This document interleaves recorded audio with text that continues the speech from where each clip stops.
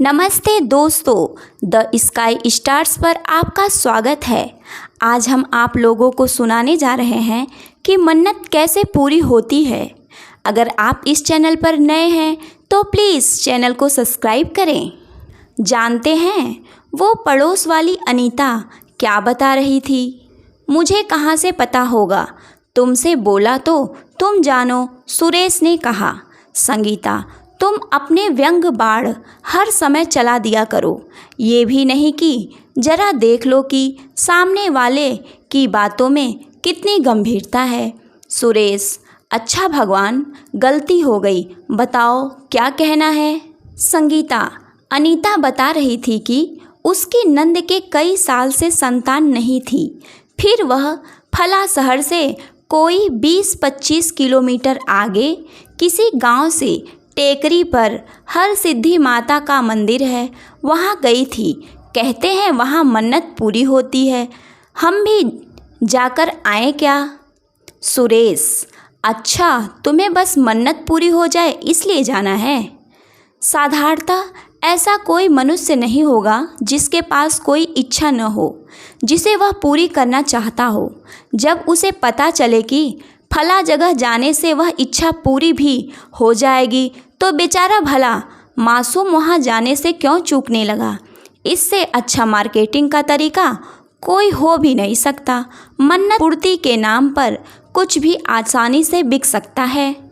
बड़े धार्मिक लोग हैं अपने देश में, भगवान के नाम पर किसी तर्क के लिए अपने दिमाग में स्थान नहीं रखते। बस मन्नत पूरी हो जाए तो काहे का तर्क, काहे का वितर्क।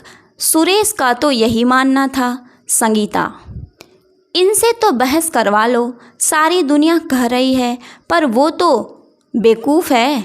भगवान ने सारी समझदारी का ठेका तो बस इन्हें ही दे दिया है। स्त्री हट और बाल हट के आगे भला किसकी चलती है। सुरेश को तो अनुमति देनी ही थी। अगले रविवार को जाना तय हुआ। सुरेश और संगीता की बच्ची बबली बड़ी खुश थी कि अगले रविवार को हम घूमने जाने वाले हैं। बच्चों को क्या मतलब कि कहाँ जाना है, उनके लिए तो बाहर जाना मतलब मनोरंजन है। क्योंकि बबली के लिए अभी तक बाहर जाने का अनुभव केवल नानी के घर जाने का था, लेकिन इस बार तो नानी के घर की तरह किसी बड़े शहर थोड़े जाना है, जहाँ जाते ही सादर सत्कार और मेहमान नवाजी शुरू हो जाती है। सुरेश का सोचना तो यही था कि बबली को ले जाकर क्या करेंगे। परेशानी ये थी कि बबली के दादा दादी भी गांव गए हुए थे, तो इसे कहाँ छोड़ कर जाएं। इसलिए मजबूरी में साथ ले जाना पड़ा। रविवार को सुबह 10 बजे की ट्रेन थी। टिकट भी लेना था, सो थोड़ा जल्दी ही 9:45 तक स्टेशन पहुंच गए। 4 नंबर प्लेटफार्म पर ठीक 10 बजे ट्रेन आई। भारतीय रेल जब समय पर आए तो बड़ा सुकून सा महसूस होता है। इसकी वजह है कि हम हमेशा उसकी समयबद्धता को लेकर आशंकित रहते हैं। उसके देरी से आने के बुरे अनुभव तो हमारे जहन में ही हैं। जनरल डब्बे में चढ़े और गनीमत रही कि सीट भी जल्दी ही मिल गई।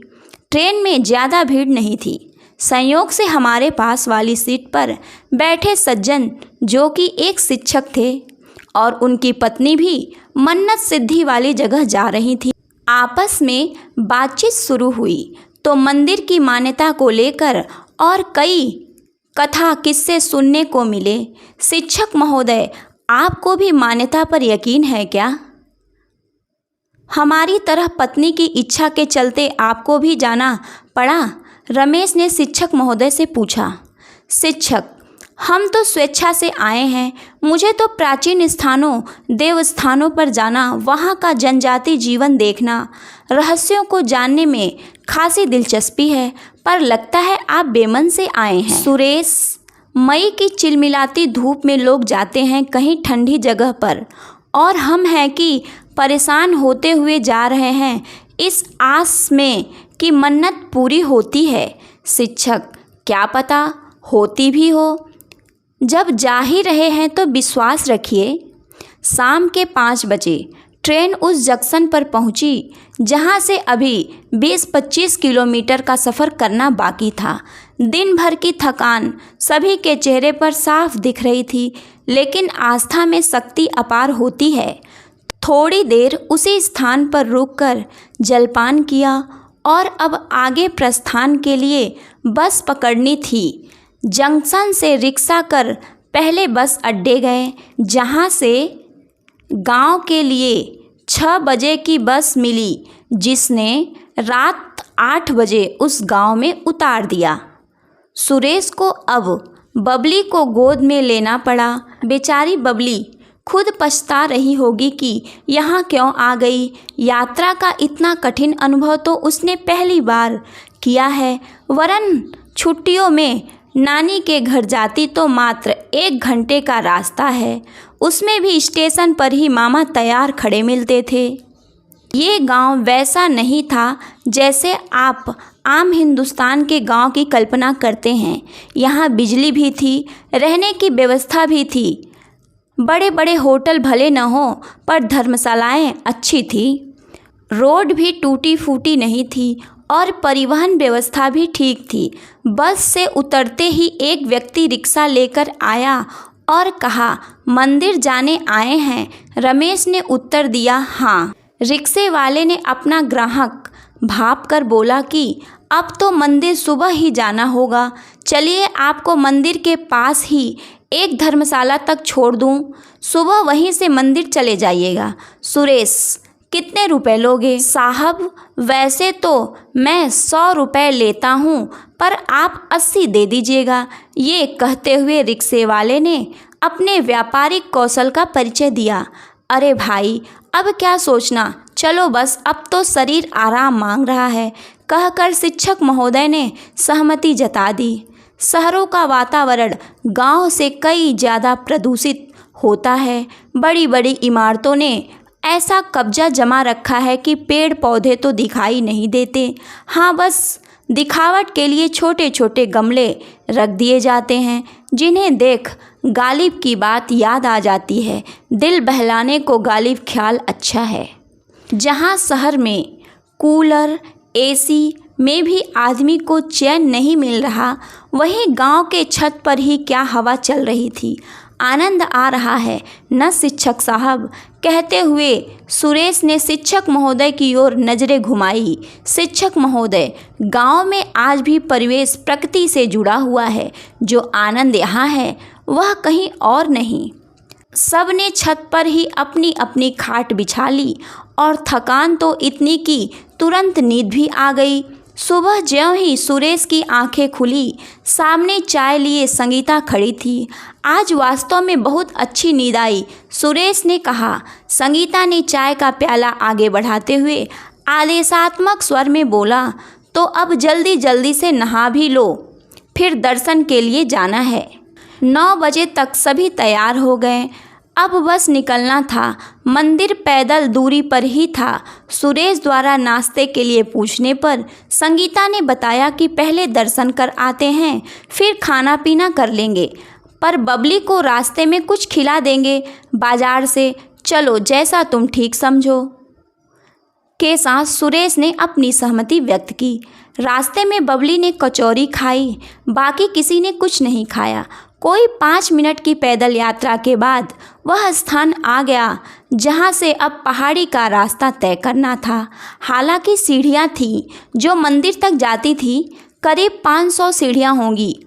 नारियल, लड्डू, धूप, दीप, सिंदूर, फूल से सजी थालियां, जिसकी कीमत 50 रुपये थी, ऐसी 2 थालियां लीं और मंदिर तक चलने के लिए अंतिम पड़ाव की यात्रा शुरू हो गई।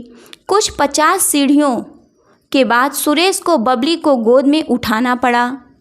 मंदिर के फाटक 9 बजे खुलते थे और खुलने से ही अथाह भीड़ दर्शन को बेताब रही। बाजार में खाने पीने की दुकानें हों या कपड़ों की, खेल खिलौने हों या जूतों चप्पलों की दुकानें, सामग्री की हो या मिठाई की, हर जगह लोग ही लोग दिखाई देते। ये अत्यंत व्यस्त बाजार था। जैसे जैसे सीढ़ियाँ चढ़ते जा रहे थे, ऊंचाई बढ़ने के कारण नीचे स्थित पूरा बाजार स्पष्ट दिखने लगा था। मंदिर के अंदर भक्तों का तांता लगा हुआ था, पर मंदिर के अंदर व्यवस्थाएं सुचारू होने के कारण दर्शन के लिए कोई परेशानी का सामना नहीं करना पड़ा।